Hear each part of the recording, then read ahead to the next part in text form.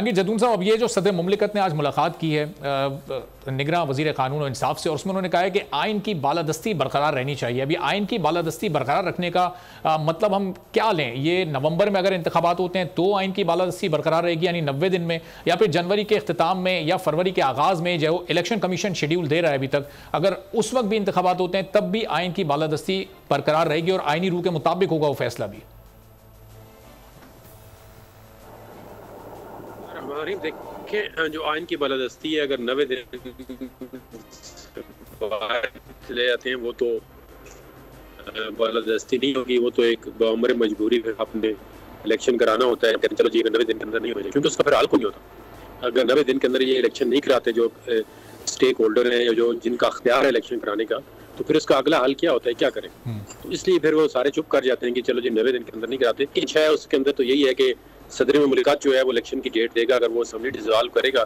ये 12 हम पिछले कितने दिनों से हर चैनल पे कह रहे हैं, आपके चैनल पे भी पहले कल बताया कि जी वो आर्टिकल 48 है, उसका सब आर्टिकल 5 है, उसके मुताबिक, और इस पे कंसेंसस है।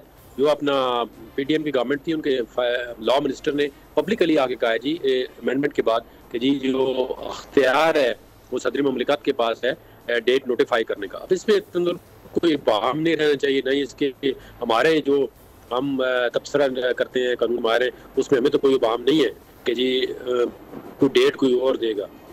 इलेक्शन का स्केड्यूल जो है वो इलेक्शन कमीशन देगा जी, पेपर कब सबमिट कराना, अपीलें कब सुननी है, लेकिन जो डेट है नेशनल असम्बली की वो देगा प्रेसिडेंट, और जिन 2 असम्बलियों की असम्बलियाँ गवर्नर ने डिसॉल्व की हैं वो उनकी डेट देगा गवर्नर। तो इसमें तो आपको ये बाम नहीं है। आप क्यों नहीं करा रहे, ये तो फिर आपको पता है जो स्टेक होल्डर है ये नुक्ता एक बार फिर आप क्लियर कर दिएगा जरा, इसकी वजाहत कर दिएगा कि जो कानून साजी हुई थी पीडीएम के दौर में और इलेक्शन कमीशन को मुकम्मल इख्तियार दे दिया गया था, उसमें तो फिर किस तरह से उनको ये इख्तियार हासिल है जो आप कह रहे हैं? ये देखें, आप कानून का अगर आपके पास है तो आप खोलें, उसकी सेक्शन में आपको ज़बानी बता देता हूँ। जो इलेक्शन एक्ट है 2017 का, इसकी सेक्शन 57 के अंदर उन्होंने अमेंडमेंट की। उन्होंने कहा था जी सब्जेक्ट टू द कॉन्स्टिट्यूशन, उसकी जो सेक्शन शुरू होती है लॉ की, उसके अंदर लिखा है सब्जेक्ट टू द कॉन्स्टिट्यूशन। इसमें ये है कि अब ये सेक्शन जो है वो आइन के ताबे होगी। मतलब अगर ये ना भी लिखा हो तो कोई सेक्शन जो डेलीगेटेड लेजिस्लेशन होती है, जो एक्ट ऑफ द पार्लियामेंट है, वो कॉन्स्टिट्यूशन को ओवरराइड नहीं कर सकता, वो कॉन्स्टिट्यूशन के ऊपर नहीं बैठ सकता, वो कॉन्स्टिट्यूशन से अबव नहीं हो सकता, वो आइन से, कॉन्स्टिट्यूशन से ऊपर कोई लॉ नहीं हो सकता। तो कोई भी ऐसा लॉ जो मारवा हो, जो आइन से मुताबिकत ना रखता हो, वो वाइड होता है। लेकिन इसके अंदर जो अमेंडमेंट की गई है, तो जब स्टैंडिंग कमेटी के अंदर ये बिल आया तो सेनेट की जो स्टैंडिंग कमेटी थी तो उनमें सेंटरों ने ये कहा जी लेकिन सब्जेक्ट टू द कॉन्स्टिट्यूशन। उसका यही मकसद था कि कॉन्स्टिट्यूशन को जो है वो ये सेक्शन कॉन्स्टिट्यूशन के ताबे है।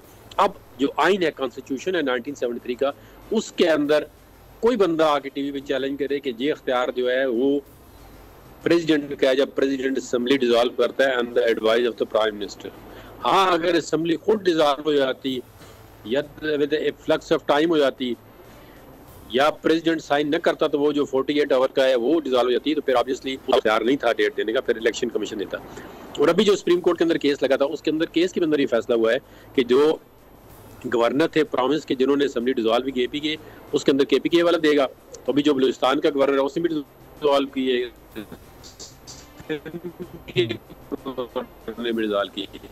सिर्फ एक पंजाब के अंदर इशू था कि पंजाब की जो असेंबली थी वो गवर्नर ने साइन नहीं किया था, तो उसमें इलेक्शन कमीशन। तो सारे जो इलेक्शन है वो एक ही डेट पे होना चाहिए, नेशनल असेंबली का भी और 4 प्रोविंशियल असेंबली का भी।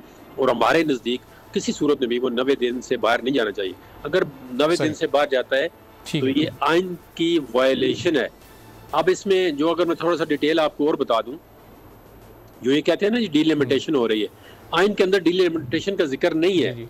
आइन का जो आर्टिकल कहता है ना 51(5) आर्टिकल, उसमें लिखा हुआ है कि जब आपकी सेंसेस पब्लिश हो जाएंगी, नोटिफाई हो जाएंगी, तो फिर आपको सीट अलॉट करना पड़ेगी। सीट का मतलब है जो कौमी असम्बली के फेडरल कैपिटल एरिया इस्लामाबाद के लिए और प्रॉमिस के लिए आपको नेशनल असम्बली की सीट अलॉट करना पड़ेगी नए सिरे से। यानी कि आबादी अगर बढ़ गई है तो सीटें ज़्यादा हो जाएंगी, ज़ाहिर कम होगी तो फिर सीटें कम होगी। तो वो आइन ये कहता है।